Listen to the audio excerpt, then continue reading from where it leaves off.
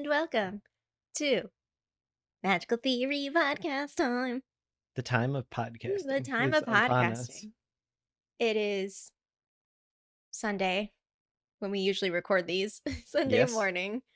We're at the end of March and I can't believe it. I was saying to Jeff, like literally a few days ago, I was like, oh, Fantastic Beast, the movie, the new movie, Secrets of Dumbledore it's is almost coming. April. Yeah. Mm-hmm. It's basically halfway through the year. Not quite. Not quite. Not quite.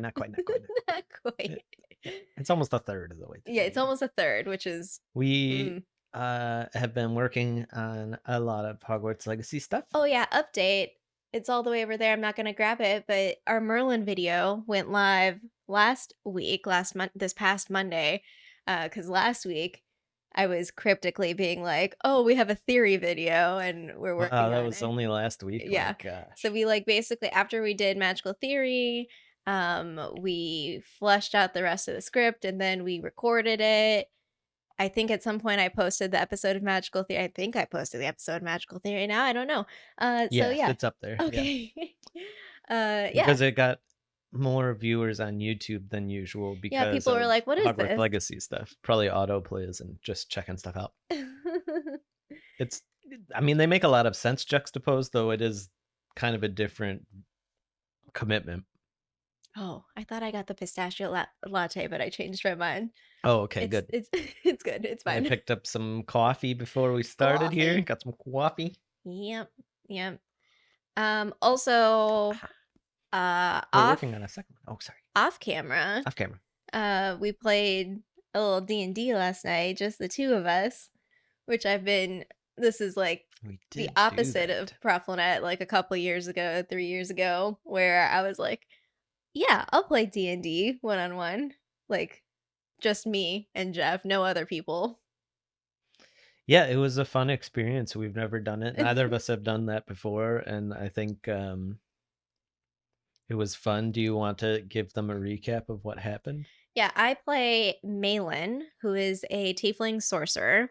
I mean, this is all like pretty like intro stuff. So the world, I will figure out exactly my place in the world. But basically, I'm an adventurer, and so I do different jobs, and I had a partner named Perry, and so the story, this specific story, started of me at Perry's cremation ceremony, and Perry died while we were working on something together. There were eventually, I remember, or like I know this already, there were goblins involved, and right, goblins? Mm-hmm. Okay, goblins were involved, and basically, yeah, I saw Perry die, took the body back to her hometown, and was at this ceremony. We walked back to the town. Jeff noted that there was a man with a bowler hat just casually leaning by a tree, and I was like, okay, at some point I would like to find this person again, because Lynette's like, that's sus. I don't know if Malin actually cared. Eventually back at the bar, met this bowler hat person. Actually, no, I didn't meet him. I tried to read his thoughts. So Malin's whole deal is that she is like charismatic in a deceptive way. So she's really strong at persuasion, and I mean this is like in her what do you call it? It's not crime. I don't know if I want to say that I do crime. I just do jobs. Oh yeah, you the jobs that I do. Yeah. in the jobs that I do, Mm-hmm. part of my role is to be persuasive and shady, maybe steal some things along the way. Yeah, we're gonna get back to that one. So I have this special medallion that allows me to detect surface thoughts, and I like to imagine that Malin uses it in part of her persuasion or trying to like get into spots with people. But this guy, I couldn't read his thoughts. So then he or a voice I heard was like, oh, that's not gonna work, like come sit next to me. So I recklessly, I don't know why I did this, he was playing with a coin, And so I asked to see it, and the coin transported me into some sort of memory of when Perry and I were fighting the goblins and Perry died, except it played out differently than what actually happened. So I was like losing my mind because I was like, okay, I don't know what's happening here. And then the coin was pulsing in my hand, and then I got transported back after this. Everyone survived. We killed the goblins. And I'm back at the bar with this man. I tried to get his name, but at the end, too late. I don't know what his name was. Then he pointed out that Perry was right next to me. So, yeah, she's alive now, and I have a magic coin. That's life, That you was know. probably too many details that necessary, but that was what happened to me yesterday. That's basically how I remember it too, yes. Yeah. So it should be fun. Yeah, who knows how frequently we'll play, I don't know. But yes, we were also talking about other videos because we have been doing shorts as well of doing kind of little zooming in on the details that were presented in the Hogwarts Legacy state of play with the gameplay that we got, because there were so many details, and not just the gameplay but the behind the scenes component. So Jeff did a couple videos. He did one on the map of the world, and I am blank. Oh, the room with the mysterious runes, Yeah. where there were these numbers, but they were represented by animals, which I don't remember if we've seen in other spots before. I'm sure that they probably were in other spots, but I don't remember. Yeah. I don't know. Well, they're in other games, I guess, those Mm, runes. But yeah, there is a lot. We love that stuff. It's yeah. magical theory time. Magical theory. Oh my gosh, I did the one with Aladdin that's on the stained glass. Mm-hmm. And I don't know. I mean, I'm not. You know, I'm going to be pushy. I don't know if anyone has ever noticed. Oh, that's not this logo. Wherever our magical theory logo is, up here. There's stuff on That's a our good point. logo. Okay, the end. Also, semi-literate So, yeah. foreign languages. Google We were just having a Translate. good time. Google Translate Latin. Should we get into it? We should. Once Once ready. ready. Turn to page 433. Rita Skeeter's Scoop. Today's lesson is called Half Lies. The chapter begins with Harry and the Gryffindors tired after the Yule Ball. Ron and Hermione apparently have called a detente after their argument, while Harry has nagging anxiety about the second task but refuses to heed Cedric's advice. When classes start back for second term, the trio discover Hagrid has been replaced by Professor Grubbly-Plank, and Malfoy gleefully shares that it's due to an article by Rita Skeeter outing Hagrid as half-giant. If Hagrid is home, he refuses to answer their pleas to see him. In Hogsmeade, they find Ludo Bagman huddled with a few goblins in the corner of the Three Broomsticks. He speaks with Harry, but not Fred and George, and offers Harry help in the tournament after bemoaning the whereabouts of Barty Crouch and Bertha Jorkins. After a confrontation with Rita Skeeter, Hermione marches to Hagrid's hut and demands to see him. Eventually, the door is opened by Albus Dumbledore, and the group console Hagrid and encourage him to come back. So that's how you say that word, detente. Detente, yeah. I've seen. Okay, this is totally tangent. I saw that word recently, and like context clues. Like I figured out what it meant, but of course, like if you read a word, you don't necessarily know how to pronounce it. So something that now I know how to say. Professor Grubbly-Plank. I Yeah. tried to find info, like more specific Grubbly. info. I could not find much other than like substitute teacher is like the role. Well, I think there's a line at some point when Hagrid becomes the teacher in year 3. Uh-huh.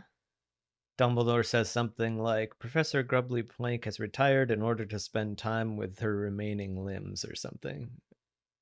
Oh. He It's meant Wilhelmina, right? Is that who yeah. this is? Okay, Wilhelmina okay, because Grubbly-Plank? oh my god, what's his face? The other guy. Oh my god, I'm going completely from memory, so I did not look anything up about this person. I think she's a she. I can't even remember now. The guy with the peg leg. Moody? No. Oh my gosh, I'm having a total brain fog moment. It's Kettleburn. Oh, maybe it's he was there. So Kettleburn is actually our teacher in Hogwarts Mystery, which makes sense because Hogwarts Mystery happens like right before I almost said Hogwarts Legacy, and that's wrong. And then I went to Wizards Unite, and that's also wrong. Harry Potter. Haroldini. Because you actually do minor spoilers, I guess. It's not part of the story really or important. You meet a young Malfoy before he's 11, like in Hogwarts Mystery. He's a little brat. Yeah. Okay. Anyway, consistent with his self. Yeah, I was because I was wondering. I was like, well, how does Dumbledore know Professor? Like, it's not like you have. I'm pretty sure she's the former. Okay. Care of Magical Creatures instructor. Well, it's not like you have a pool of substitute teachers. No, I wouldn't think so. You know, Dumbledore is just it's basically calling on a favor. Yeah. So I was just thinking about that. Yeah, they have unicorns, and then which I feel like is such a this is gonna sound really mean to unicorns, but it's such a gimmick. It's like, oh, we have a unicorn, which is this, ultra magical thing. Unicorns are also a little strange. I guess I don't know the broader lore of unicorns as like a magical creature or like a fantasy. Because by something Beagle, I'm pretty sure is his name. It's another book. Who decided like, oh, it's just gonna be a horse, but there's gonna be a giant horn sticking out of it? Like, who thought of that? But this chapter is mostly about Jeff's favorite character, Rita Skeeter. I like horses. I like horns. Yeah, that's how it came together. Rita. We have been avoiding Rita this entire book, but I guess we still don't have to talk about her, because I did try to find more details, more about like her childhood or her, her personal early life. Couldn't really find much. Unlike Umbridge, for example, I was trying to find something like with Umbridge, her family, she's a half-blood, and her and her dad basically rejected that side of her family because her brother was a squib, I believe. So I was trying to look for something like that. Like, can you give me something of like, why are you the way that you are? Unclear, sort of thing, But she represents very well an approach to the truth. Yeah.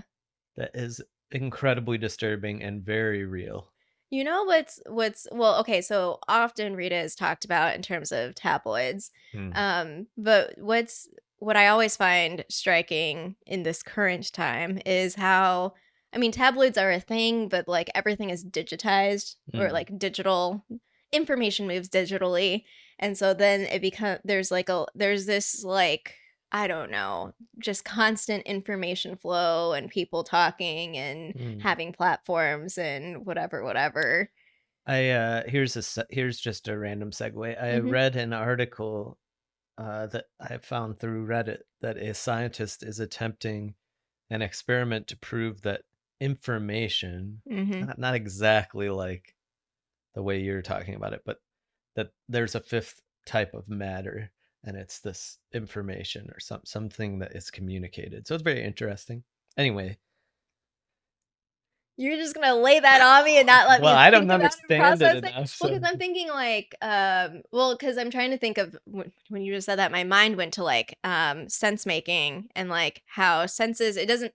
We often talk about sense making in the context of learning stuff, like in our professional work, or that's how I often talk about think about sense making. But obviously, there are other senses, or there's like the sort of interaction of senses in making sense of the world, right? Sort of, right. Okay, well, that's a thing. Just wanted to throw that out there because it's been in my mind, just bouncing around. Well, if there is an update to that, you should. They'll let us know. Surely, yeah. It'll be all over social media. It will. No. The back to Rita. I feel like she's. Yes. So your point about tabloids not quite capturing everything about her, I think is accurate. She has such a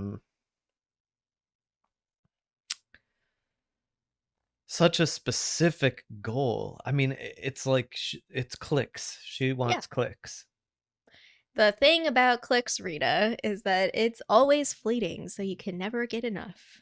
It doesn't seem to bother her. Doesn't. It's not clear that she's having any sort of psychological issues. She seems perfectly at I ease guess, with but what like no she's one doing. is actually her friend, so like it's No, not she has like no friends. it's not like you would know what she internally is. But she may think that she has a lot of friends. But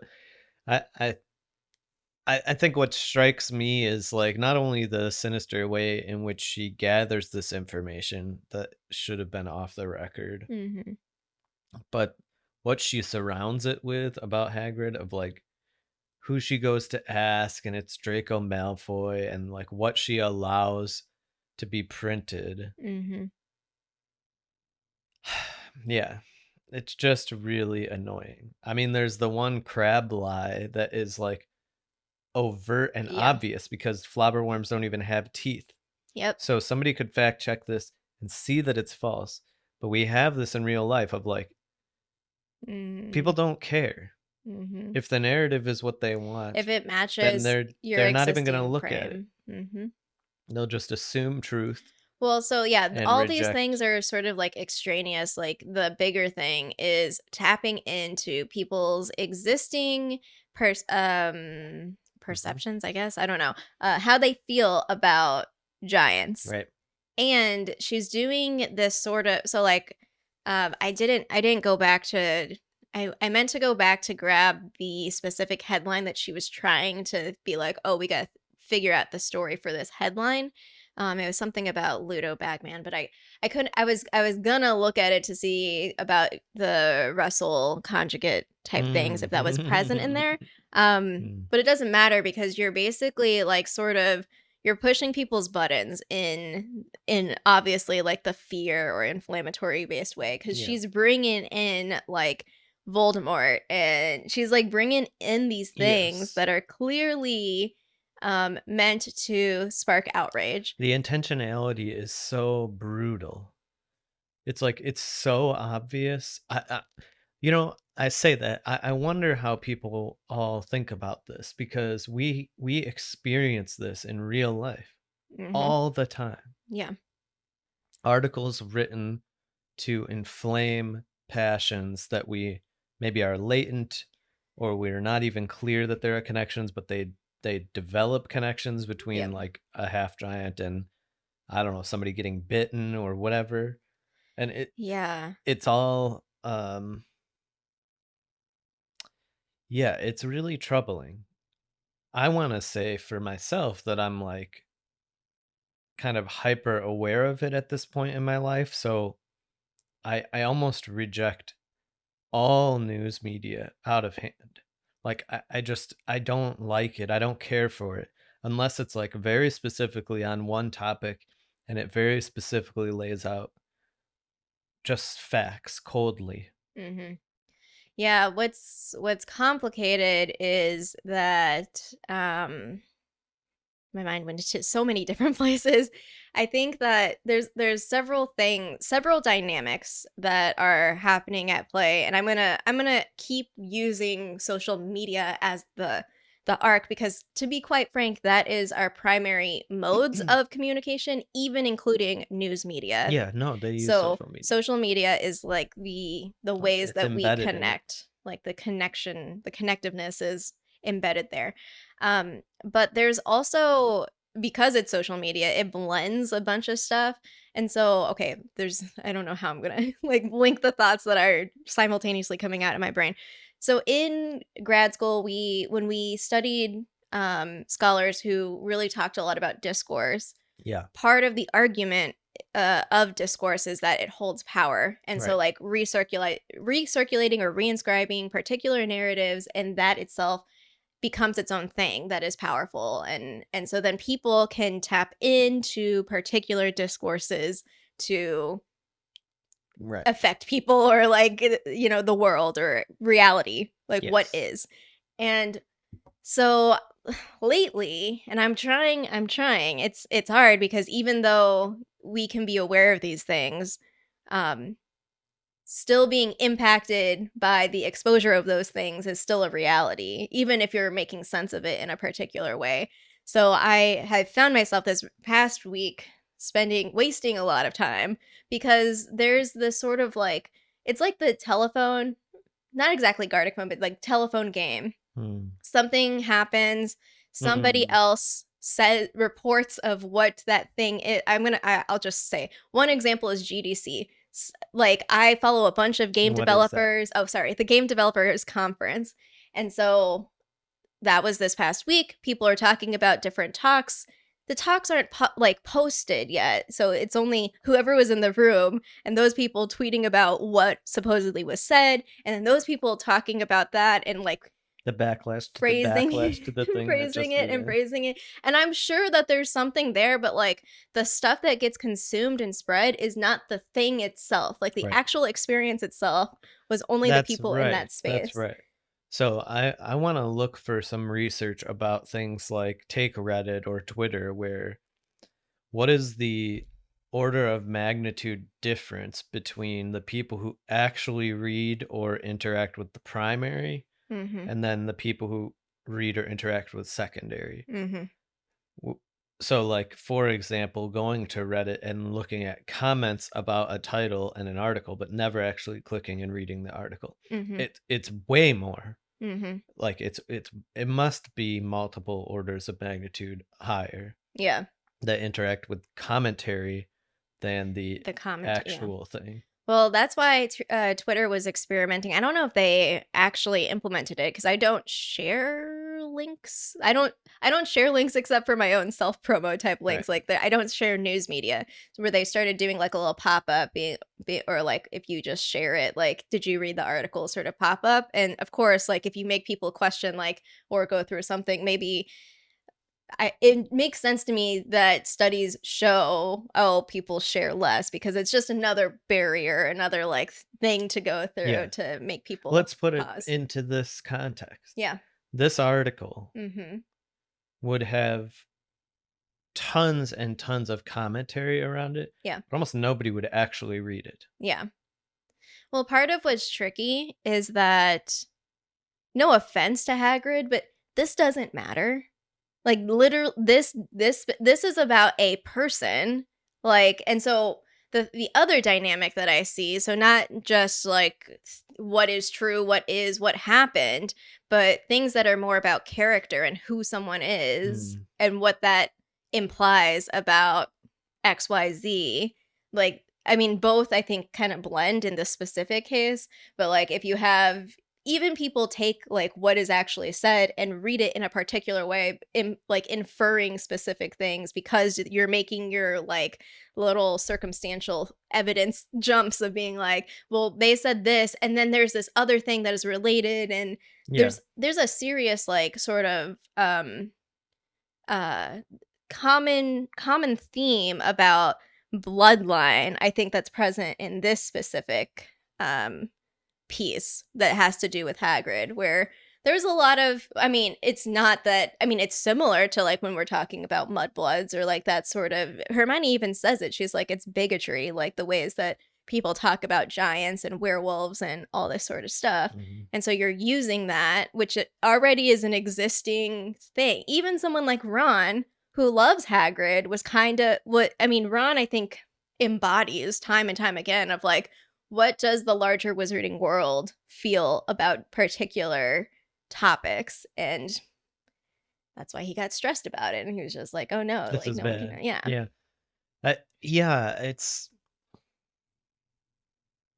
like, who it's cares all very that Hagrid is scary. here? I mean, both in this world and in the real world, like there's a fear to me that it's a scary situation. Yeah. Because what we have is people more concerned, speaking of discourse, with the discourses than the things themselves. That the discourses are actually, we knew they already had power, but they're growing to be orders of magnitude more powerful than the true things that precipitated them.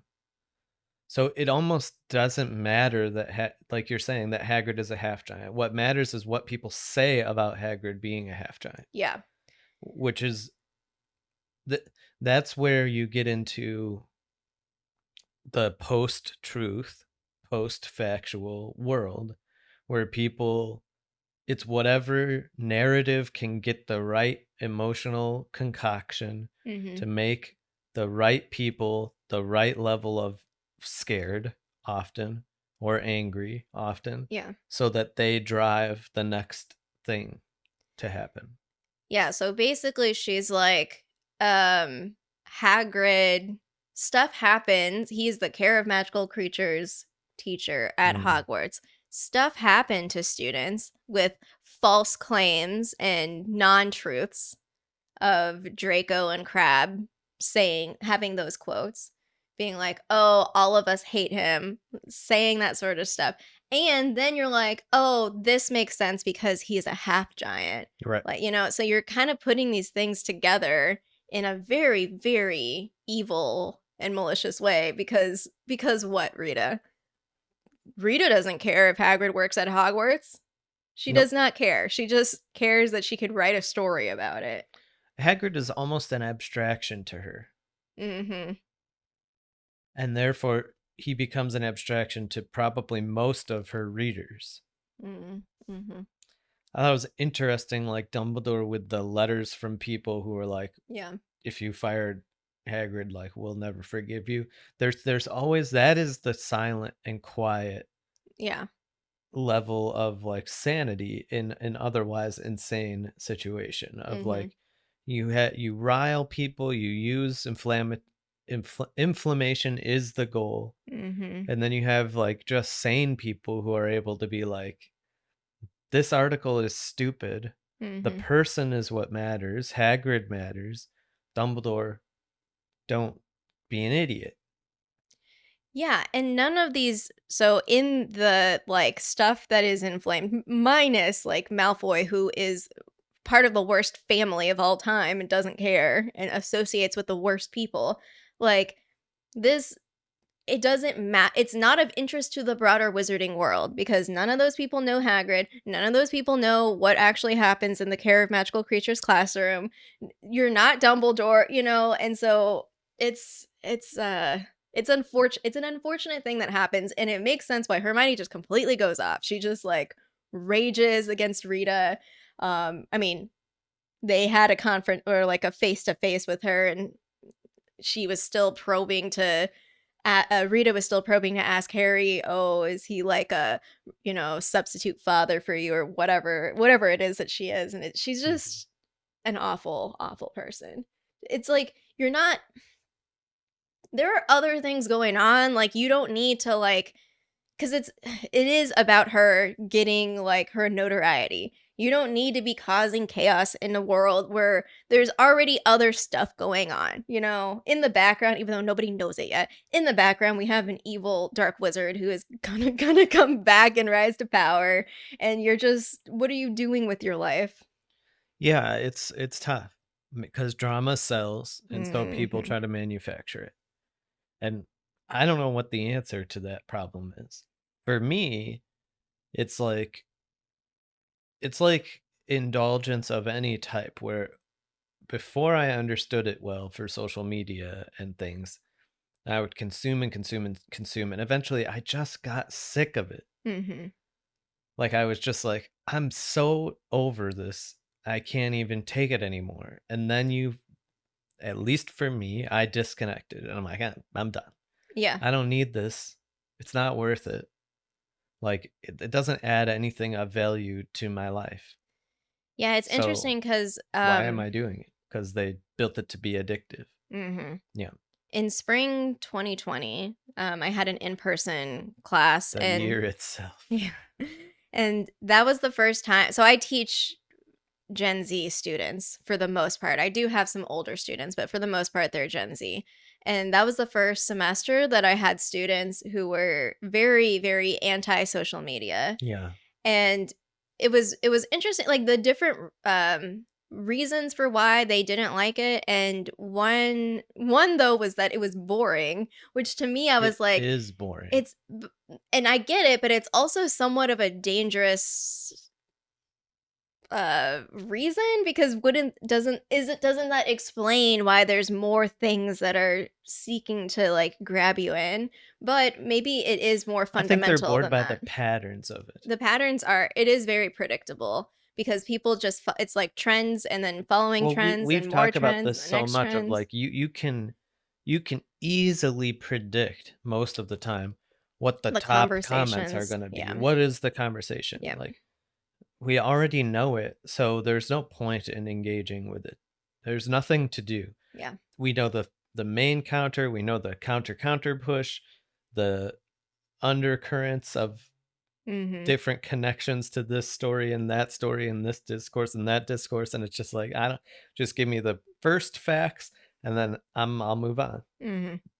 And a lot of it has to do, in my opinion, with perspective and proportionality. Like, how important is the fundamental thing that it shouldn't, the discourses around it shouldn't become more important. It's like very rarely do things stay at the level of like, what is this thing we're talking about? It's all about, and this happens like in academia, I think, a lot, where it's like you have a kind of a small result, and the whole kind of academic mindset is like, well, then why is that a bigger deal? Essentially, why is that a bigger deal than it actually is? Like, write it in that way so that people are convinced and will give you money, and they have the sort of the rhetoric around like, this is a bigger problem. So I've written about this in some of my work of like the educational narratives of like demise and destruction, and like everyone is just completely failed and public education is totally underwater and horrible. And it's like, I don't know what you're talking about. What are you even comparing it to? That's never clear. This is just things people have said for 40 plus years. And then they're able to manifest it because then they are able to cut funding and able to undercut teachers and make parents more educationally expert than teachers, which is lunacy, and etc.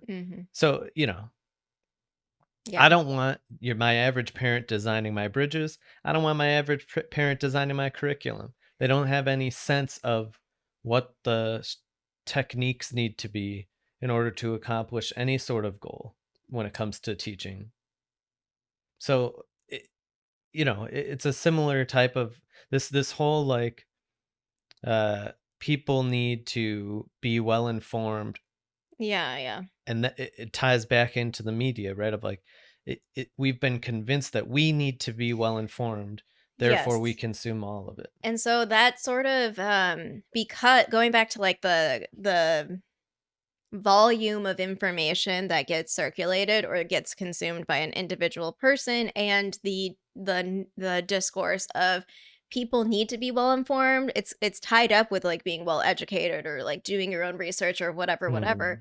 There is this sort of I think that there's a broader thought of like, oh well, I know because I'm informed, but there's what needs to be nuanced is expertise, and like, what is it that you like, everyone has their own like stuff that they have expertise in, but not all of those things are the same thing for across all people. And so being able to like let that go and not need to like, I need to say what I think, I need to like push back on this, that, or whatever, or I need to even react to this or say something about this, is quite a challenge in this time right now with the technological tools that we have. Yeah, it really is. And it's interesting that in this book, this is pre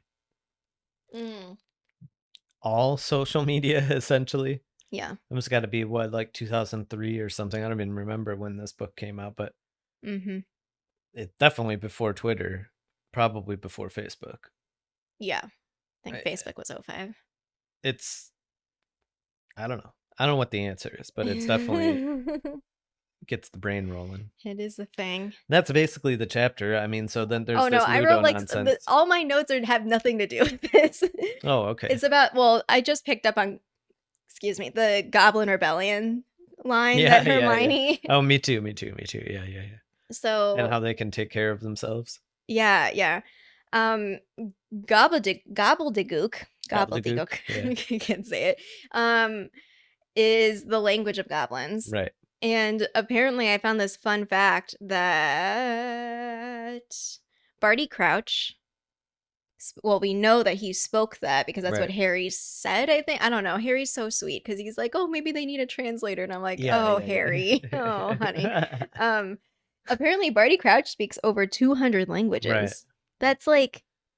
Yeah. I can't even... No, I can't even... It seems to be some kind of magical... Oh, okay. Yeah. To me, I mean, just how learning else? 200 seems like it would take too long. Mm-hmm. The Goblin Rebellions. I mean, we could probably actually look into this more specifically for Hogwarts Legacy purposes. And we will, yes. But Hermione contrasting it with the house elves, because she's basically like, oh, they can take care of themselves. Like, in sort of this like weird comment, because it's kind of like, okay, that I don't know. Like, yes, it's frustrating that the house elves aren't standing up for themselves, but I don't think comparisons are necessary at the moment. But it's a long-standing thing, and actually they have to memorize. When I looked up more specifically about when the different goblin rebellions took place, they have to memorize for, I think, History of Magic, the dates. And spoiler alert, Ron's gonna struggle with some of them. And then Aberforth, this is the last section I think that I have of notes. Because I said to you this morning, I was like, inappropriate charms on a goat, which I know that there's this whole goat thing because it comes up in different moments throughout the series. And actually, there's a mention in Dumbledore's notes in Tales of Beedle the Bard that when they would like get bedtime stories or whatever, his brother would want to hear Grumble the Grubby Goat, which is so cute. But so apparently this question about there was an 8-year-old at a Q&A that J.K. Rowling had at Carnegie Hall. Okay, excellent. When Where is this going? She was reading like excerpts of Deathly Hallows and also doing a Q&A. And so the 8-year-old asked her what the inappropriate spell or charms that he used for an 8-year-old. Well, because so her first response was, "How old are you?" And the kid said 8, and then J.K. Rowling replied, "I think that he was trying to make a goat that was easy to keep clean. Oh, to keep clean curly horns." And then she says, "That's a joke that works on a couple of levels. I really like Aberforth and his goats, but you know, Aberforth having this strange fondness for goats, if you've read book 7, came in really useful to Harry later on, because a goat, a stag, you know, if you're a stupid Death Eater, what's the difference?" So that's my answer to you. So that's what she said to an 8-year-old. Yeah. Wants clean curly horns. Yeah. Anyway, that's having done D&D yesterday. Yeah. This is one of those things where she's a DM. There's no way she has an answer. Yeah. So it's terrifying to be asked something like that in I imagine in a public setting. Yeah. The amount of times that I would have to be like, no answer. There's no answer. You can't tell the little kid, oh no, like there's no answer that I wrote. You just have to make it up. Yeah. I thought that was funny though. Yeah, no, it is funny. And Albus like sharing that, it's really funny. It's such a sibling thing, this focus. It's clear that Aberforth at this point in his life clearly has lived an extremely long life. Yeah. And like obviously has a ton of complexities to him, even though we don't know him. He would have to. And his older brother just focuses on the goats. Yeah. It's funny. He's that thing from when they were kids. He's trying to comfort Hagrid, and he's like, "Oh yeah, by the way, remember goats. Goats. Could be weirder. All right, that's really all that I had. All right, that was fun. Okay. Until next time, Wands ready.